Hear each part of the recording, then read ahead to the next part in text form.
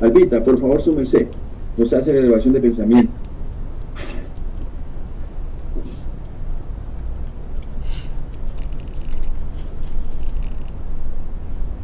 Albita, tienes tu micrófono cerrado. Yo ya iba acabando, ya iba terminando. Que así sea. Bueno, muy buenas tardes para todos mis hermanos, encarnados y desencarnados. En este momento vamos a unificar nuestros pensamientos. Que sea uno solo, dirigido hacia esa inteligencia suprema, causa primera de todas las cosas. Nuestro Padre Creador universal. Hacia su amado Hijo Jesús de Nazaret, María Santísima y toda la corona de los espíritus amorosos que en esta noche se encuentran reunidos para guiarnos, para ayudar a los dos expositores con esas bellas instrucciones. Amado Padre, gracias infinitas por tantas bendiciones, por tanta misericordia que tiene con cada uno de nosotros, Señor. Gracias infinitas por todas las bendiciones que hasta este momento hemos recibido. Gracias por las alegrías, por las tristezas, por todo lo que tú nos das, Señor. Gracias infinitas, y que en la clase de esta noche también están invitados todos mis hermanos desencarnados que pasan y quieren quedarse a escuchar, que puedan ellos entender cada una de estas enseñanzas, que estas enseñanzas queden grabadas en cada una de nuestras conciencias, que las llevemos a la práctica y que con estas enseñanzas podamos cada día ser mejores y seguir a ese Maestro de amor, de misericordia, de humildad, que podamos seguir el ejemplo de Él, que sigamos de su mano para poder cada día ser mejores. Señor Jesús, también te pedimos en este momento que estas bellas enseñanzas queden en el banco de oraciones de Rutas de Luz, que estas enseñanzas lleguen a todos los sitios, los rincones, los puntos del planeta Tierra donde hay la necesidad, y también en el mundo espiritual. Especialmente, Señor, te pido para que estas bellas lecciones, estas medicinas que son para nuestros espíritus, lleguen hacia el campo de los refugiados, donde hay tanto dolor y tanta tristeza, hacia las cárceles, hacia los reformatorios en el mundo espiritual. Señor Jesús, son tantas cosas, pero en este momento quedamos en vuestras manos y en tu guía, y que tu luz nos ilumine a todos los aquí reunidos, a todo el planeta Tierra, y que así sea. Que así sea. Gracias, Albita. Estamos solidarizados con la situación de su señor padre, nuestro querido hermano Miguel Mancillo. ¿Vio? Ánimo, Albita, por favor, y adelante. Gracias, don Germán. Sí, Señor. Con mucha fuerza. A disposición de nuestros queridos expositores, nuestro querido hermano Percy Scott desde Bolivia y nuestro querido hermano Germán Junior aquí en Bogotá. Entonces, hoy el tema que vamos a escuchar, que nos van a enseñar, es la mujer de Samaria. Bienvenidos, queridos hermanos, somos sus alumnos en este momento. Bueno, buenas noches para todos. Les agradezco por la compañía en la tarde de hoy, y también quiero agradecer la compañía de esta tarea ennoblecedora a mi querido hermano Percy, que me acompaña hoy desarrollando este tema. Gracias a Junior, y buenas noches, hermanos, y un honor y un gusto estar esta primera vez con ustedes con este hermoso tema.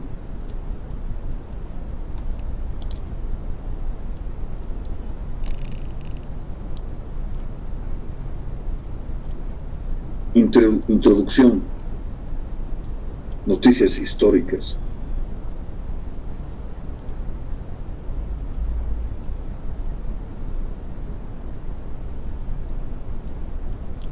Noticias históricas. Para comprender adecuadamente ciertos pasajes de los evangelios, es necesario conocer el valor de diversas palabras que a menudo se emplean en ellos y que caracterizan el estado de las costumbres y de la sociedad judía de aquella época. Como para nosotros estas palabras no tienen el mismo sentido, muchas veces han sido malinterpretadas.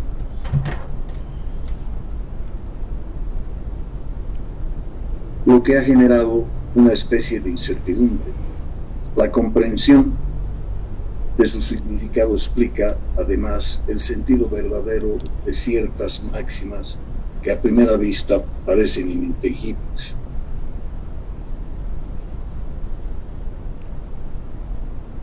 Samaritanos. Después de la cisma de las 10 tribus, Samaria se convirtió en la capital del reino disidente de Israel. Destruida y vuelta a construir varias veces, la ciudad fue, bajo el dominio romano, la sede administrativa de la Samaria, una de las 4 divisiones de la Palestina.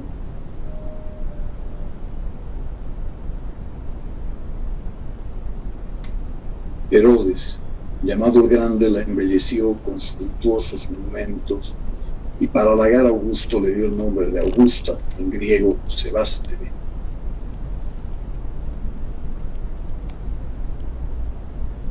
Los samaritanos casi siempre estuvieron en guerra con los reyes de Judá, una aversión profunda que databa de la época de la separación que se perpetuó entre ambos pueblos que evitaban todo tipo de relaciones recíprocas.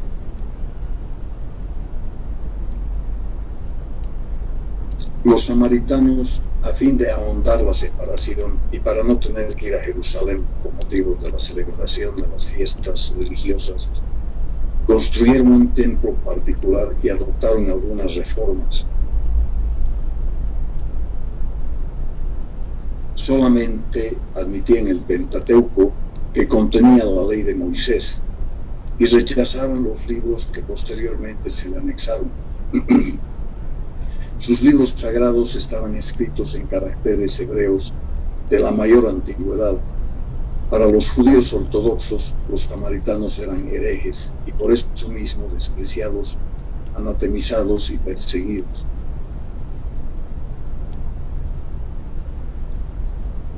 El antagonismo de las dos naciones tenía, pues, como único motivo la divergencia de las opiniones religiosas. Aunque sus creencias tuviesen el mismo origen, eran los protestantes de aquel tiempo.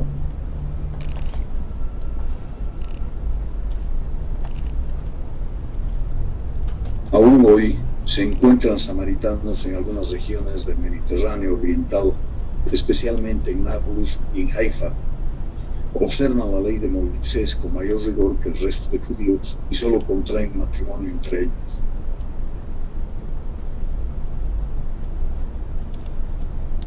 Bueno, quisimos darle esta introducción para conceptualizar las diferencias que habían entre los samaritanos y los judíos. Ahora viene Amelia Rodríguez en este libro Primicias del Reino a esclarecer, a ahondar más sobre esta lectura del Evangelio Juan, versículo 4 del 1 al 42. ¿Sí? Siguiente. Dice: Samaria ya no disfrutaba de las glorias que poseyera anteriormente, durante la época de esplendor y de crueldad de Acab y de Jazabel. Destruida en el año 722 a.C. por Sargón II, hermano y sucesor de Salmasar V, se había instalado allí los asirios, pueblos exiliados de todas las partes del imperio, que se establecieron en una amalgama de razas y creencias generalizadas. Siguiente.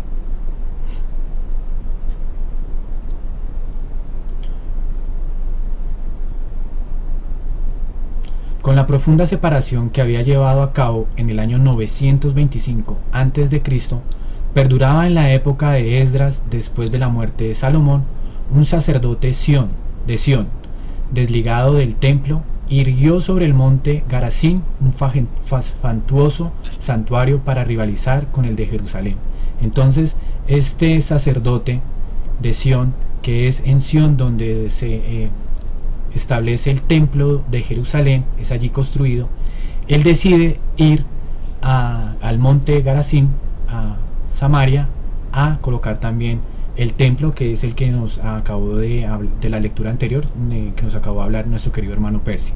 Siguiente. Porque ya habían conflictos entre los dos hermanos, entre los judíos y los samaritanos a través de guerras.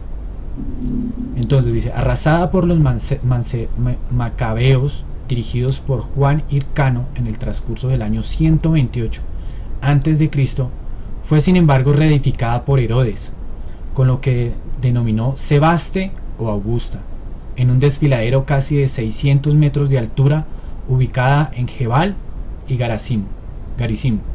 Había una vieja aldea denominada Siquem, que era más conocida por Sicar, o sea, recibía esta aldea varios nombres, ¿no?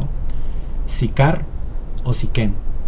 La histórica ciudadela conoció a patriarcas y jueces y vio a Josué reunir al pueblo elegido para jurar allí la fidelidad al arca de la alianza. Siguiente.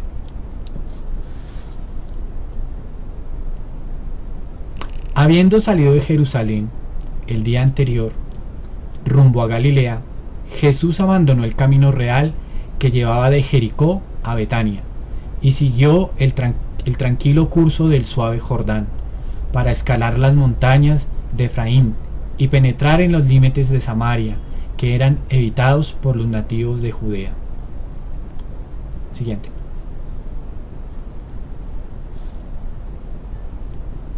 Entonces, en este mapita que traje de la época de Jesucristo, porque obviamente en la actualidad es diferente,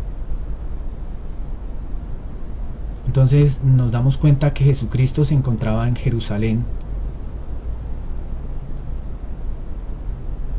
se encontraba en la parte sur, digámoslo así, del territorio. Todo esto es el plano del pueblo israelí, y esta era Judea, que estaba dividida, este pueblo Israel, en varios, digámoslo así, departamentos, para nosotros entenderlo. Y él estaba en Jerusalén y iba para Galilea, él se dirigía para Galilea, pero él decidió tomar no el camino del río Jordán, sino entrar al monte Garizim para ir a Siquem, a Sicar, en Samaria. Entonces él decide cambiar de rumbo, separarse un poquito para ir a Siquem, para que desarrollase esta historia con la samaritana. Siguiente.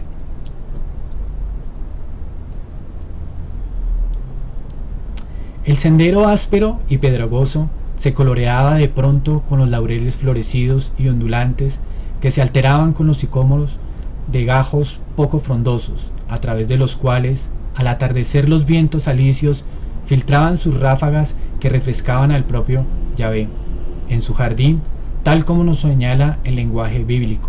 Las espigas doradas se balanceaban con el viento tibio de la hora sexta en el inmenso trigal esparcido por el valle de Magneb. La hora sexta se refiere aquí la autora a la hora del mediodía. Siguiente.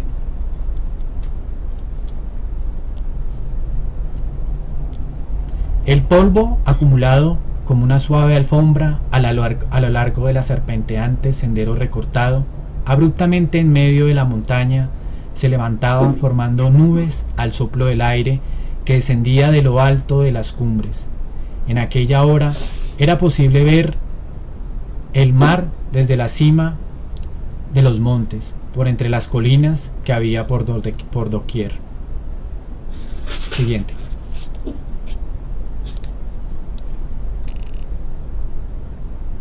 El suelo sinuoso serpea entre las montañas hasta confundirse con el valle verdoso y lozano. Blancas y rasgadas nubes se deslizaban por la inmensidad del cielo azul.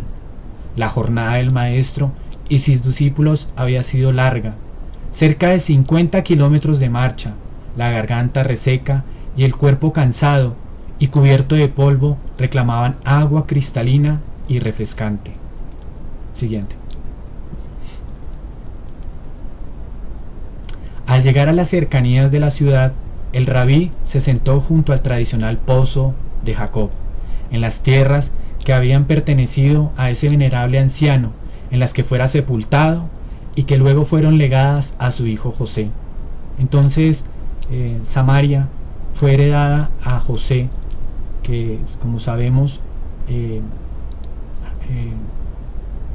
Jacob tuvo 12 hijos, y a sus 12 hijos fue que repartió el reino con esos departamentos que hablábamos ahora, y Samaria le tocó a José.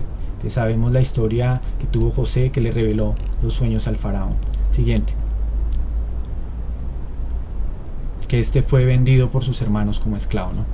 Bueno, entonces dice, los discípulos continuaron la marcha hacia la ciudad para adquirir alimentos y frutas, mientras Jesús se entregaba en profunda meditación, absorto en la contemplación del paisaje colorido. Jesús admiraba estos paisajes de Samaria y sus apóstoles fueron a Sicar por alimento. Y en ese intercambio venía la mujer al pozo donde Jesús estaba descansando. Siguiente.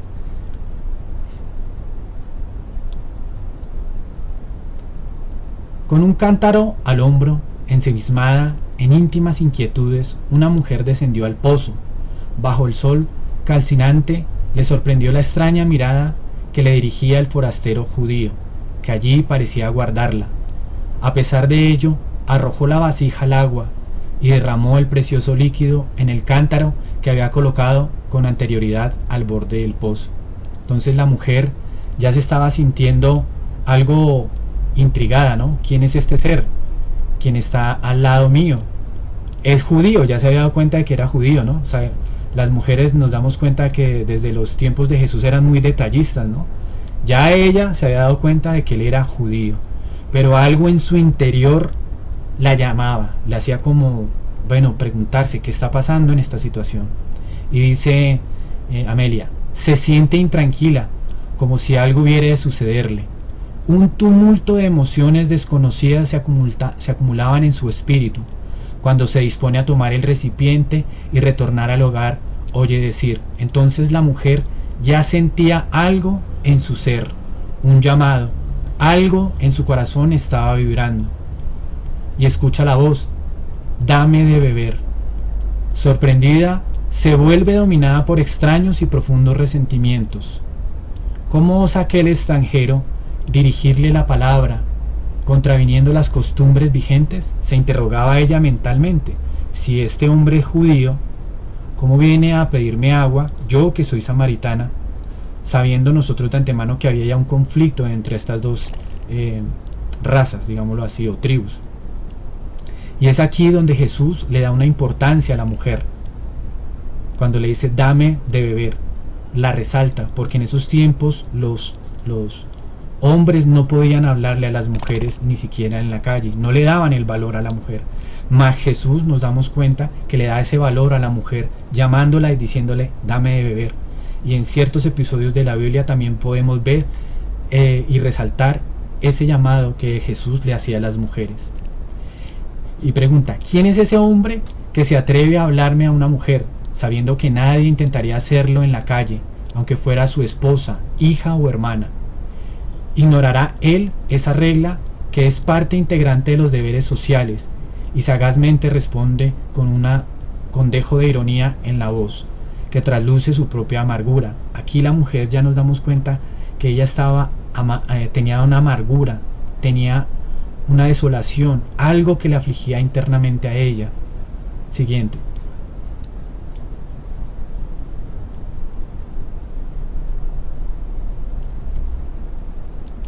¿Cómo siendo tú judío pides de beber a una mujer samaritana?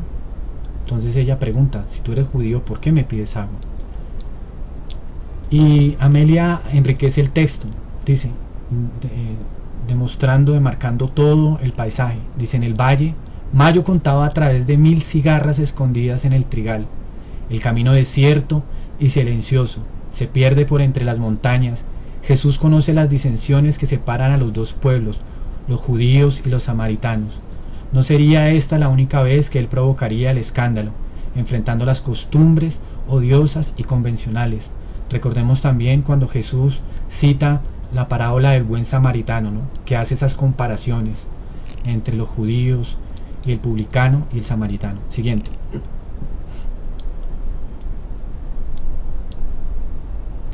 Tiene un mensaje para dar, mensaje de conciliación y de consuelo. Por eso había dejado en el camino del Jordán y había subido a las sierras. Tenía programado ese encuentro con anterioridad. Él ya había programado ese encuentro con la samaritana desde antes. ¿Por qué? Porque traía ese mensaje, un mensaje de consuelo, de conciliación. Él había escogido a aquella mujer para que fuera la intermediaria de su aviso a Siquem. Le respondió entonces sin aspereza, quizá porque lo conocía íntimamente. Sabemos que Jesús nos conoce íntimamente. Antes de que nosotros naciéramos, Él ya existía. Su voz era melodiosa y llena de compasión. Siguiente. Si tú conoces el don de Dios y quién es el que te dice, dame de beber, tú le pedirías y Él te daría agua viva. Entonces la mujer desconocía quién era Jesús. Y Él le dice, si tú supieras quién soy yo, yo te daría a ti agua viva. Incomparables vibraciones resuenan en el corazón de la mujer. Guardaba dentro de sí ansias de paz y no sabía cómo o dónde encontrarlas. Démonos cuenta, la mujer samaritana tenía ese conflicto interior dentro de sí.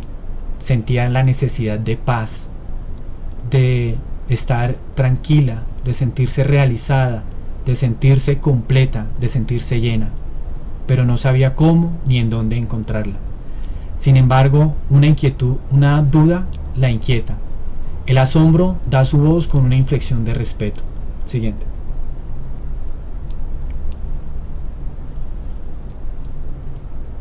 Entonces aquí nos damos cuenta cuando dice, Señor, tú no tienes con qué extraerla y el pozo es profundo.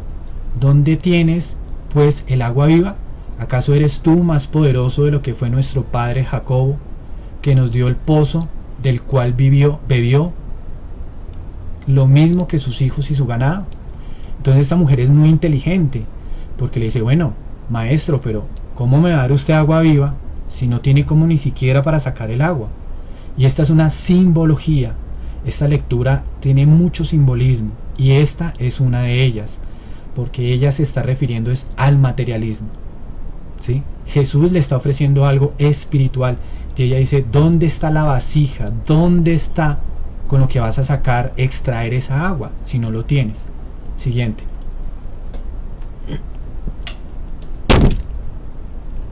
Los ojos del extraño fulguraban y estaban poseídos de una fascinación desconocida.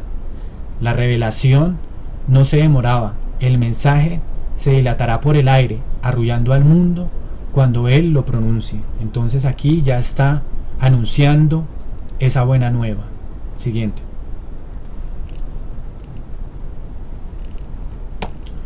Y mire tan bonito lo que dice Jesús. Cualquiera que beba de esta agua volverá a tener sed. Fue explícito.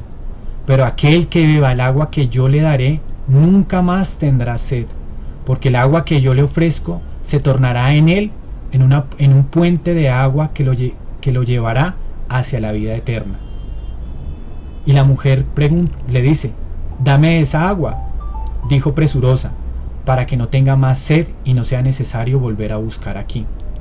Y aquí nuevamente Jesús le explica a la mujer, pero ella no entiende el significado de cuál agua de él se está refiriendo. Ella siempre era conceptualizando en algo material y no era así. Siguiente, por favor.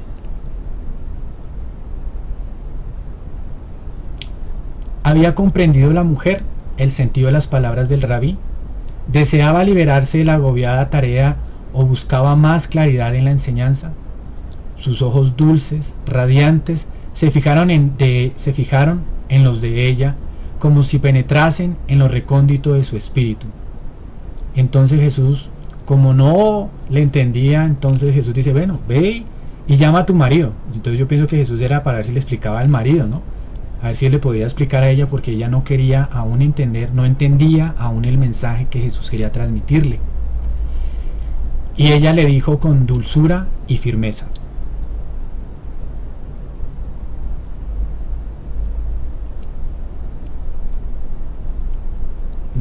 ¿te pasaste una más, Ale? Me parece, ¿no?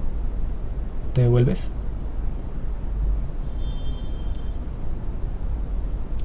Siguiente, sí. Ella se perturbó.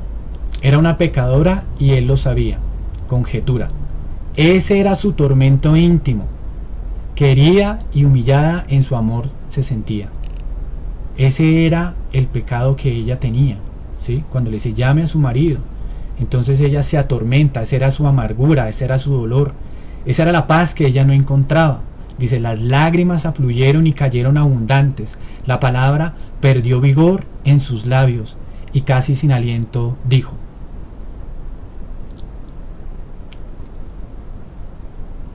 no tengo marido. La vergüenza estampa en su rostro moreno el propio dolor. Y Jesús contesta: dijiste bien, no tengo marido. Confirmó Jesús: puesto que 5 maridos tuviste, y el que ahora tienes no es tu marido, has dicho la verdad. Sorprendida, la samaritana no pudo ocultar más su alegría, su felicidad, y casi gritando dijo: Señor, veo que eres profeta. Entonces aquí hay una simbología, devuélvete por favor, aquí hay una simbología muy grande. Uno dice: no, pues entonces la samaritana pues era una mujer de un corazón muy grande, porque para tener 5 maridos, entonces nosotros sabemos que para la época cualquier mujer que fuese encontrada en adulterio era apedreada, ¿sí? Mas aquí no se está refiriendo a 5 maridos como pareja sentimental o como seres humanos. Aquí lo que está haciendo Jesús es cumpliendo una profecía, porque Jesús, para ratificar que era el enviado de Dios, tenía que cumplir ciertas profecías, y esta era una de ellas, como la entrada a Jerusalén en un burrito, como el Domingo de Ramos. Ahí también está corroborando una profecía. Haber nacido en un pesebre también es corroborar esas profecías del Antiguo Testamento, que sabemos que Herodes fue informado de que un rey nacería entre los reyes, y ahí fue cuando mandó a matar a todos los niños para que cayera ese rey. Ahí él también estaba cumpliendo una profecía, se estaban cumpliendo las profecías. Entonces esta profecía es que esos maridos no son los maridos físicos, sino son 5 religiones, y eso lo encontramos en la Segunda de Reyes, versículo 17, del 24 al 41, y dice: los 5 maridos son Cuta, Aba, Yamad, Babilonia y Serfadaín. Son los 5 maridos que nos habla en la Segunda de Reyes. Y también en Oseas 2:18, donde dice: aquel día ella me llamará marido mío, ya no me llamará Baal. Baal es un dios que ellos también tenían de la antigüedad. Entonces estas profecías Jesús tenía que venirlas a cumplir. Siguiente.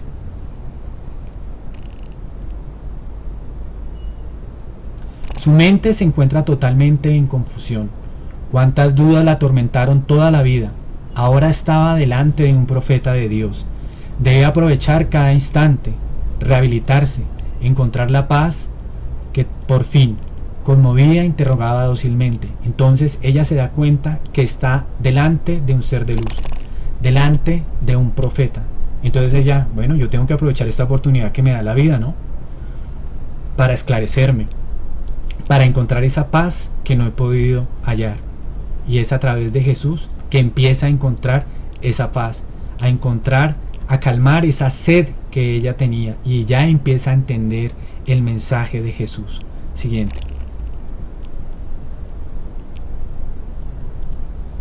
Dice: nuestros padres adoraron en este monte, y tú dices que es en Jerusalén donde debemos adorar. Y Jesús le contesta: mujer, créeme, elucida el enviado divino. Se aproxima la hora en que ni en este lugar ni en Jerusalén adoraréis al Padre. Vosotros adoraréis lo que no conocéis, en cambio nosotros adoramos lo que conocemos, porque la salvación viene de los judíos. Entonces la mujer estaba convencida que tenía que ir al templo, ¿sí? Al templo de Garazim, pero no era así. Entonces le dice, tengo que ir a Sion, a Jerusalén. Y Jesús le dice, no, tampoco, porque sabemos que Dios está en todas partes y que nosotros somos esos templos de Dios. Entonces le explica. Y hay una parte que donde dice, la salvación viene de los judíos. Más adelante explico esta parte para no saltarme, digámoslo así, de la historia. Siguiente.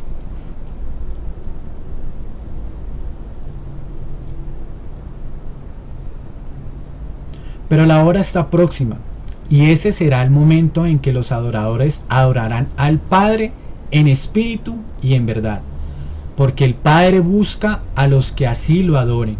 La mujer perpleja se llena de ventura, se considera tan indigna y sin embargo fue llamada a la verdad, oyendo lo que ningún oído escucharía jamás con anterioridad. Esto aquí es algo muy muy bonito, como lo escribe Amelia. Entonces nos invita a que Dios es adorado en espíritu y en verdad. Entonces debemos pues de respetar de todas formas las costumbres de nuestros hermanos, donde van a iglesias, adoran imágenes o tienen que ir a lugares exclusivos para entrar en paz. No, Dios está en todas partes y en todas partes podemos encontrarlo y hacer esa comunión con Él, adorarlo, quererlo, amarlo, así como Él nos ama. Ese amor infinito que Él desborda, nosotros tenemos que corresponderlo a Él, y puede ser en cualquier lugar, en cualquier momento. No necesitamos de ropas especiales, ni de aromas, ni de cosas extravagantes, nada. Sencillos y humildes es como debemos de adorar al Padre. Y aquí hay algo muy importante para resaltar, y dice que ella se considera indigna. Ella ya empieza a despertar y dice, no, pero yo no me siento capaz de recibir todo esto. Y nos damos cuenta que nosotros reconocemos también que somos seres pequeños ante la creación de Dios. Y hay algo estupendo también para resaltar en esto. Dice, oyendo lo que ningún oído escuchara jamás. Es la primera vez que Jesús revela que nosotros debemos de adorar en espíritu y en verdad a Dios, y se le revela a una mujer. Entonces debemos de resaltar esto también, que Jesús hace que la mujer tenga un papel, un rol importante en la vida de nosotros. Siguiente. En el valle las espigas continuaban, oscilando, y arboleteada cantaba al soplo del viento. El desconocido miraba a su alrededor y continuaba hablando con armónica musicalidad en las palabras.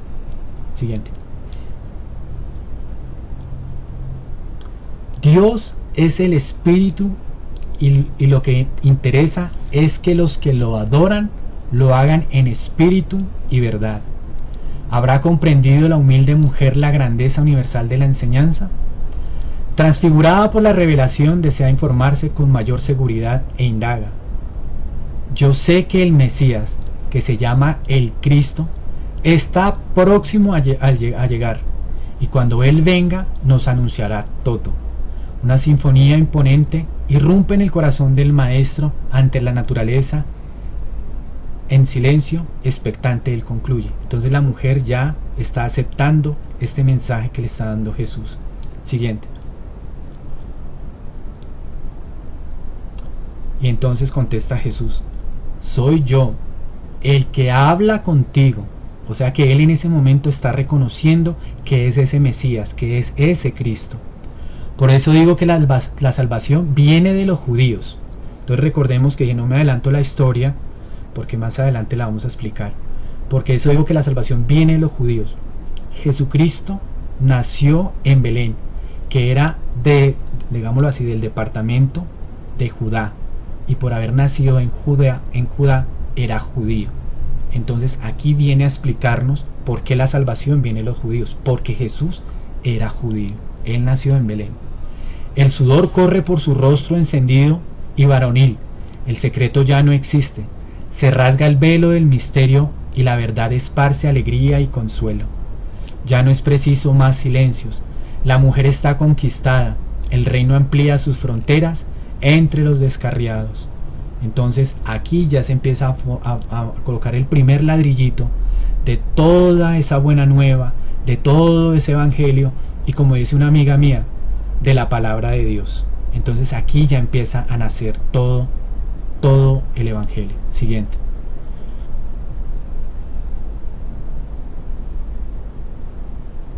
Los discípulos retornan y se maravillan que estuviese hablando con una mujer, pero no dijeron nada. Tomando el cántaro, la mujer volvió a la ciudad y proclamó a gritos: venid y ved a un hombre que me dijo todo cuanto he hecho.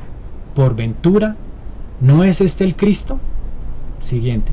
Entonces la mujer ya se fue para el pueblo, contenta, alegre, porque ya ha podido haber entendido el mensaje, a llamar al resto del pueblo para que se hicieran partícipes de esta buena nueva, de esta bendición que ha llegado a Samaria. Entonces ella se da cuenta de que hay otros seres que también están como ella, necesitados, ¿sí? Que tienen sed, que están llenos de problemas, de conflictos, de dificultades, de necesidades, de esos conflictos interiores, de poderse encontrar, ¿sí? Y la mujer sale corriendo para ser partícipe de esta anécdota. Siguiente. Las preguntas surgen espontáneas y todos quedan admirados ante la natural declaración de la informante. En grupos compactos los habitantes de Sicar descienden a la fuente donde el rabí se encuentra con los discípulos, quienes lo instan a alimentarse. Siguiente. Sin perturbarse ante la multitud que lo miraba aturdida, explica a los compañeros tratando de hacerse oír por todos: tengo que comer una comida que vosotros no conocéis. Mi comida es hacer la voluntad de aquel que me envió a realizar su obra. Siguiente. ¿No decís vosotros que aún falta 4 meses para que llegue la siega? La siega no es la persona invidente, ¿no? Sino la siega es cuando el fruto ya está listo para recoger. Yo os digo, levantad los ojos y ved las tierras que ya están preparadas para la siega. Entonces el terreno ya está listo, preparado. Solo faltan los trabajadores y la semilla ya está lista. El que siega recibe el galardón y cosecha frutos para la vida eterna, para que así tanto el que siembra como el que siega se regocijen. Siguiente.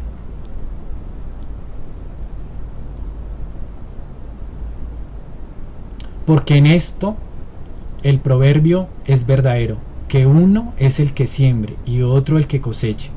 Yo os envié a cegar, donde no trabajéis, otros trabajarán y vosotros participéis de su trabajo. Siguiente. La tierra se cubría de escarlata y las nubes se teñían con el oro del atardecer ya cercano. El mensaje era un llamado para el despertar de aprendices inseguros y displicentes. Él siembra, el futuro cosechará. Entonces, este llamado que se hace, este mensaje que se hace, son para los aprendices inseguros. ¿Y quiénes son esos aprendices inseguros? Todos nosotros. ¿Quiénes son esos aprendices displicentes? Todos nosotros. ¿Quiénes son los que están sedientos? ¿Quiénes son esa mujer samaritana? Todos nosotros. Jesús nos explica, nos da el mensaje, nos da la enseñanza y nosotros no entendemos.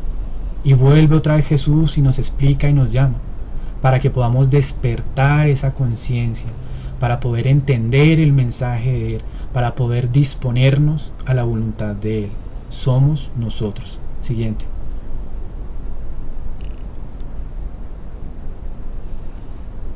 Allí estaba la gleba humana, formada por corazones dispuestos a la siembra de la nueva era. Era necesario extender a todos los preludios de la paz, en una visión anticipada de lo que era el reino.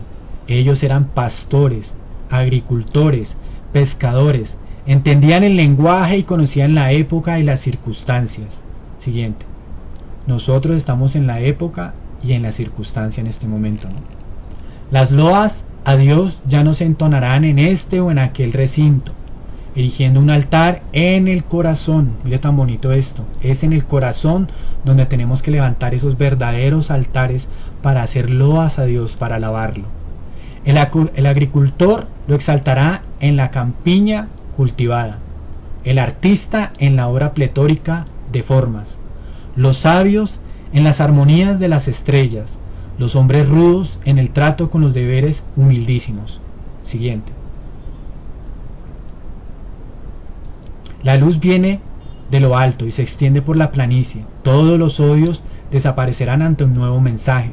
Se romperán las barreras, se salvarán los abismos, se quebrarán los eslabones de la esclavitud y la desidia no se acrecienta.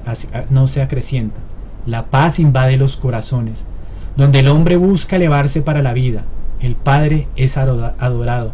Dios ya no pertenece a un pueblo, a una casta. Es inmanente a todo y a todos y trascendente. Entonces démonos cuenta que aquí ella nos ratifica que Dios no pertenece a cierta religión o a cierto grupo, o que cierta religión o cierto grupo tienen la salvación. No, Dios es para todos y en cualquier lugar. Un solo Dios, un Padre de todos, que está sobre todos, por todos y en todos. No importa el presente de la vida, si en lo que corresponde a disfrutar o gozar de la vida misma, la abominación al crimen, a la liviandad, a la insensatez, que a todos incita amplia y fácilmente en la titánica batalla por el equilibrio, la perseverancia, no midiendo esfuerzos en la preservación del bien, el renunciamiento al yo enfermizo y ambicioso, son las primicias de la felicidad. Entonces, cuando nosotros renunciamos al egoísmo y lo transformamos por la caridad, es cuando empezamos a beber de esa agua viva, para aquel que se entregue a la causa. Y entregándonos a la causa es que podemos verdaderamente estar en paz, que esa paz era la que buscaba la mujer, ¿no? El galardón es la paz consigo mismo y la inefable ventura que sobreviene después de las sombras. Durante 2 días él permaneció en Samaria, predicando, curando, brindando la certeza de la vida del más allá, vida más allá de la vida. Siguiente. Y todos decían a Fotina. Fotina era la mujer samaria, la que iba a recolectar el agua.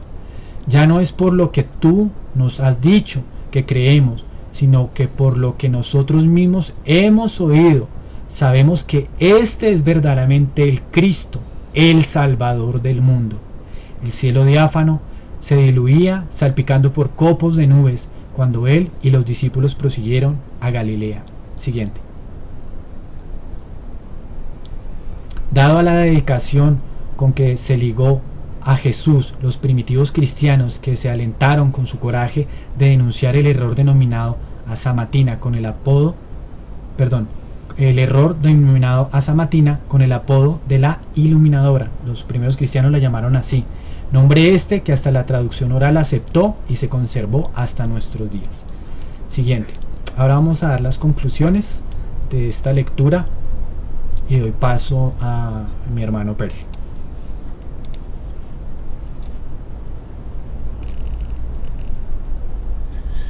Conclusiones.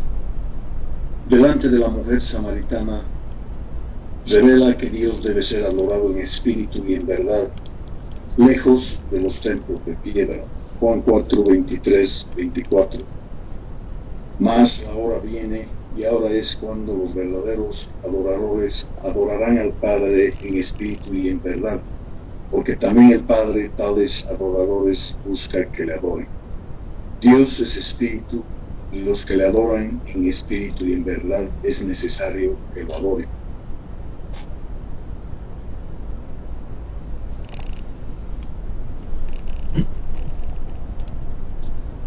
Nos habla del reino de Dios, objeto de la actividad religiosa, y enseña que se trata de una conquista interior, vencer nuestras malas inclinaciones, no de una realización exterior. El reino de Dios está dentro de vosotros. Corintios 3, 16, 18. ¿No sabéis que sois templo de Dios y que el Espíritu de Dios habita en vosotros? Si alguno destruyese el templo de Dios, Dios lo destruirá a él, porque el templo de Dios es santo, y eso es lo que vosotros sois.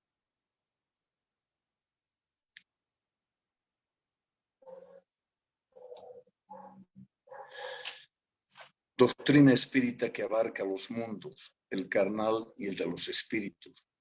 Única doctrina que nos ofrece la felicidad eterna y nos enseña el por qué sufrimos, quiénes somos, hacia dónde vamos, y sacia la sed de conocimiento y de verdad. Juan 8, 31, 32. Dijo entonces Jesús a los judíos que habían creído en él: si vosotros permaneciereis en mí, palabra, seréis verdaderamente mis discípulos y conoceréis la verdad, y la verdad os hará libres.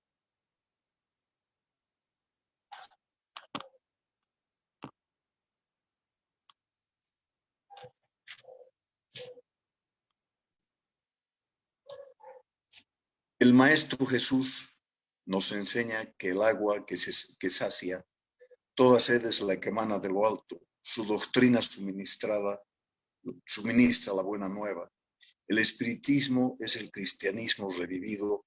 Como eje moral, Jesús guía y es modelo para la humanidad. Juan 14, 6.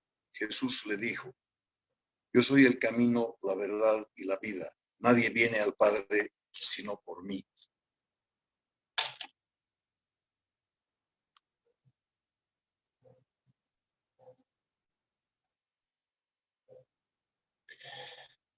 Juan 7, 37, 38. El último gran día de la fiesta, Jesús se puso en pie y alzó la voz diciendo: si alguno tiene sed, venga a mí y beba. El que cree en mí, como dice la Escritura, de su interior correrán ríos de agua viva.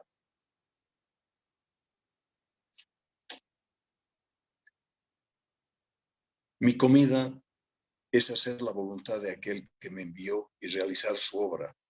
La comida es el amor, lo que alimenta en el alma de los seres, calma la sed y el hambre. Vivimos con hambre, con sed, con nuestras pruebas y expiaciones cuando experimentamos dolor y sufrimiento en nuestras vidas. Despertamos alimentándonos del amor de Jesús, aprendiendo a despertar, siendo fuente de agua viva que nos calma. Bueno, muchísimas gracias para Germán y para mi querido Percy desde Bolivia. Mi querido Percy, muchísimas gracias por su trabajo. Quería hacer hincapié histórico de las divergencias entre los samaritanos y los judíos posterior a la consolidación del pueblo judío israelí con el primer rey Saúl, posteriormente el rey David y su hijo Salomón. El año 926 a.C., las tribus del norte de Palestina se sublevan contra el gobierno del rey Salomón por las condiciones miserables que tenía esa zona de la república. Posteriormente se enfrentan al hijo del rey Salomón, el rey Reboam, y se separan en forma definitiva de la Judea, eligiendo un rey propio, que era el rey Jeroboam. Durante siglos fueron una comunidad distintiva en Palestina, respetados o tolerados por la mayoría de gobernantes, pero asimismo sufren persecución por Alejandro el Magno, los reyes selúcidas, soberanos judíos y muchos de los emperadores cristianos romanos. Posteriormente son conquistados por los musulmanes y en la época de las cruzadas fueron muy respetados por los cruzados, seguramente en función a esta anécdota, a esta parábola de la mujer samaritana. Gracias. Gracias, querido hermano. Voy a hacer esta reflexión, y esta reflexión no es mía, por favor. Es la enseñanza, nada más ni nada menos, del espíritu Manuel Viana de Carvalho, a través de la unidad de Divaldo Pereira Franco, El libro se llama Espiritismo y Vida. Es una reflexión. A ver si nuestro querido hermano Manuel Viana de Carvalho, desde el mundo espiritual, nos está diciendo que él está equivocado o nosotros estamos equivocados. Por eso a dos amigos hoy les envié un mensaje y también al movimiento espírita interno nuestro. ¿Cómo amar a Jesús si no lo conocemos? Y una de las grandes enseñanzas que nos da Amelia Rodríguez en este libro, Primicias del Reino, a través de Aldo Pereira Franco, es interesantísimo. Pero aquí vamos con Viana de Carvalho. Dice lo siguiente. Reflexión, ¿no? Una reflexión para todos que estamos en la sala.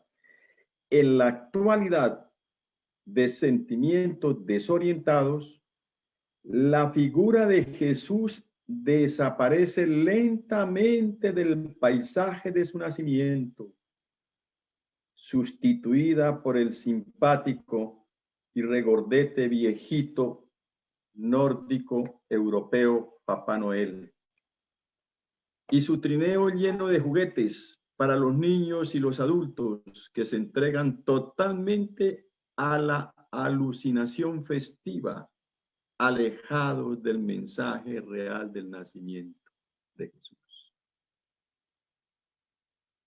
Y más abajo dice lo siguiente: al actualizarse en Occidente y prácticamente en todo el mundo, las dulces leyendas sobre San Nicolás, también el árbol colorido sustituye al pesebre humilde, nacido en la umbría, y otro tipo de Saturnal toma cuenta de la sociedad ahora denominada cristiana. Matanzas de animales, excesos de bebidas alcohólicas, fiestas exageradas, excentricidades de toda clase, intercambio de regalos, abuso de promesas y ansias de placeres ocupan las evocaciones anuales, junto con el olvido casi total del cumpleaños de Jesús. Personalmente, estoy convencidísimo de lo que está diciendo el espíritu Manuel Viana de Carvalho a través de la mediunidad de Divaldo Pereira Franco en este libro extraordinario, Espiritismo y Vida. Porque ya, es decir, estamos confundiendo el nacimiento de Jesús con una cantidad de cosas que se volvió comercio, una cantidad de cosas que, es decir, estamos aceptando, como el caso del Papá Noel que habla Viana de Carvalho, pero no estamos aceptando el regalo que hace el adorable Maestro Jesús de Nazaret, que son sus enseñanzas, y las enseñanzas de Jesús son de educación. Las enseñanzas de Jesús es de autoestima. Las enseñanzas de Jesús es el amarnos los unos a los otros. Las enseñanzas de Jesús es colocar las cosas espirituales por encima de las cosas materiales. Y es cierto, muy cierto, estamos confundiendo una cosa con la otra. Estamos confundiendo el nacimiento de Jesús en un humilde lugar con una cantidad de situaciones que no tienen nada que ver con la presencia de Jesús en este mundo. Envié a mis hermanas y a mis hermanos el mensaje de Navidad y de Año Nuevo, donde éramos claros y precisos y llevábamos un mensaje, dos mensajes de Jesús. Hermosísimo mensaje. No sé si mis queridas hermanas y mis queridos hermanos lo habrán leído. Y esa es la verdadera vivencia del nacimiento de Jesús.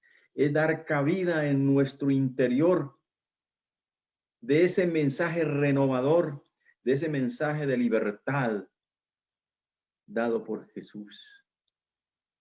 Queridas y queridos hermanos, que esta enseñanza de Vianna de Carvalho en el día de hoy nos lleve a la reflexión. Si dentro de nuestro corazón, si dentro de nuestro ser están las enseñanzas de Jesús o la ilusión y el sueño de los regalos que vamos a recibir de Papá Noel. Personalmente, estoy ansioso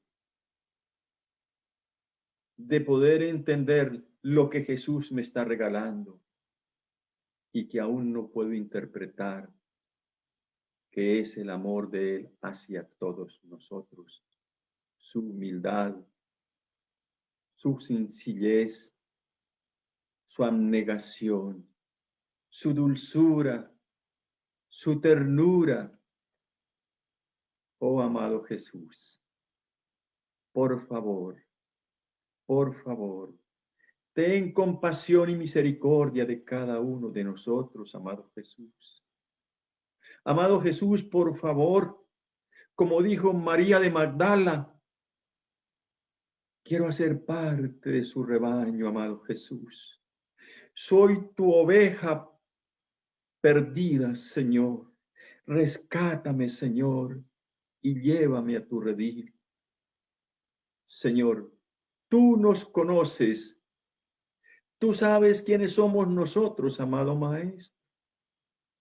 Y por eso vino a ser el mensajero entre Dios y los hombres, trayendo el mensaje renovador de la buena nueva.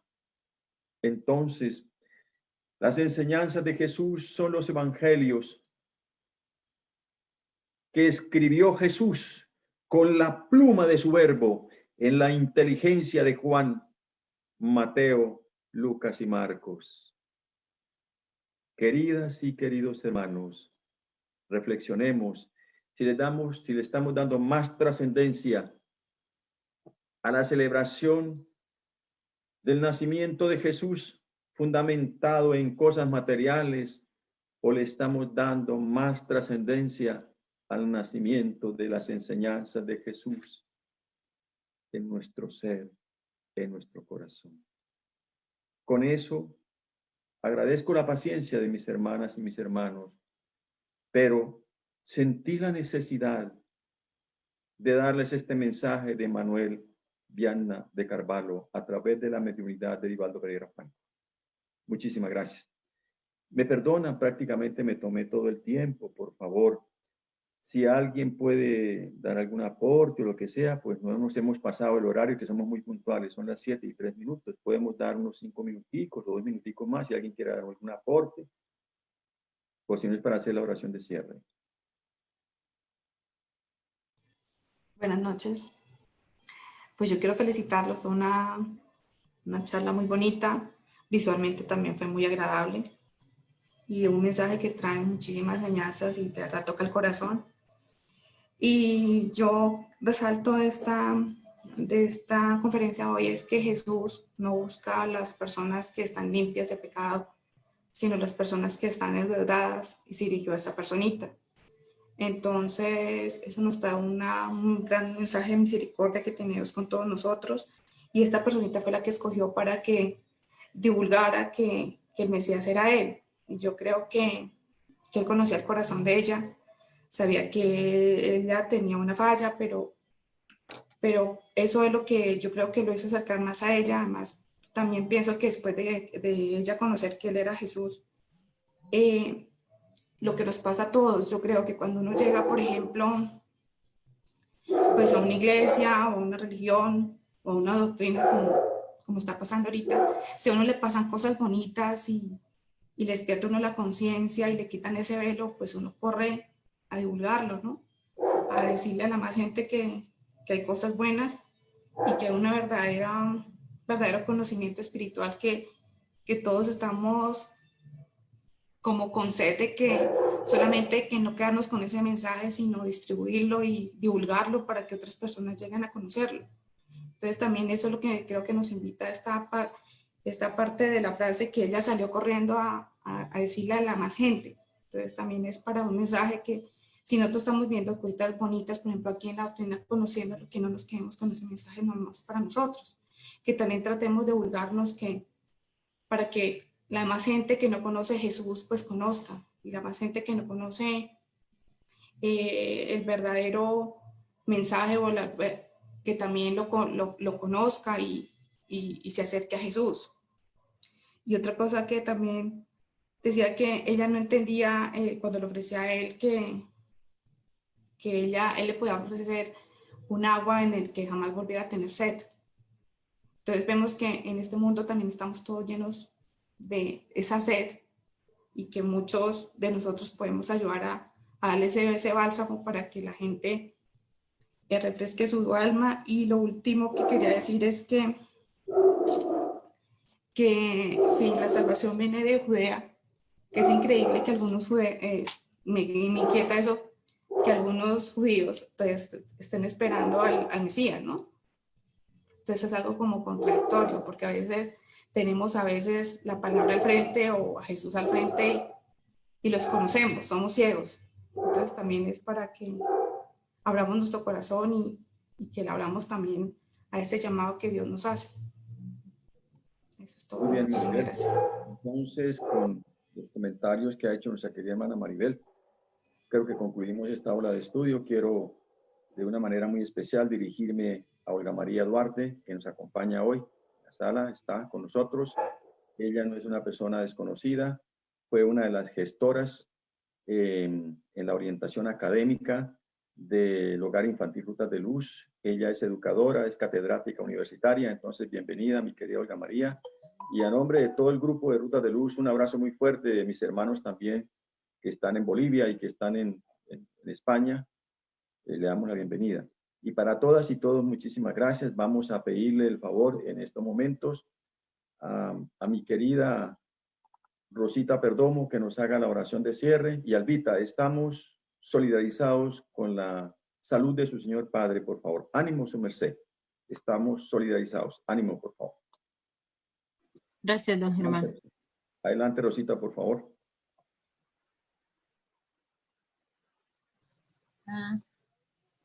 Buenas noches, hermanos. Muchas gracias.